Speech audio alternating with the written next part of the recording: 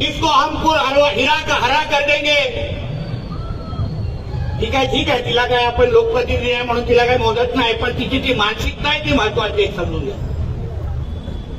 त्या लोकांना लहानपणापासून हे शिकवलं जातं, हे जे मदरसे आहेत या मदरसामधून बसून ह्या लोकांना हे शिकवतात, त्याला काय शिक्षण देत नाहीत, डॉक्टर आणि इंजिनियर बनवत नाहीत, त्या मदरसामध्ये बसून फक्त आतंकवादी घडवले जातात आणि म्हणून यांच्या थोबड्यातून हे सगळे विचार बाहेर येतात।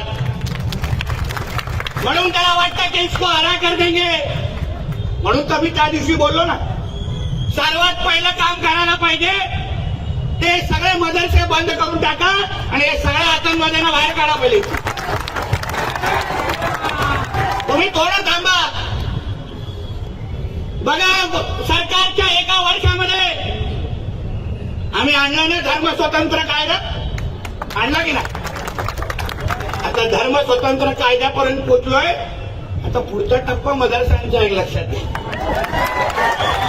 म्हणून जे कोण काय आतमध्ये दाढी कुरवड्यात बसलेत ना, त्यांना वाटतं की आतमध्ये जाऊन तुम्ही आतंकवादी घडवाल, ते विसरले कि ये देवा भाऊ का महाराष्ट्र है, इधर ये सब मस्ती चलेगा नहीं।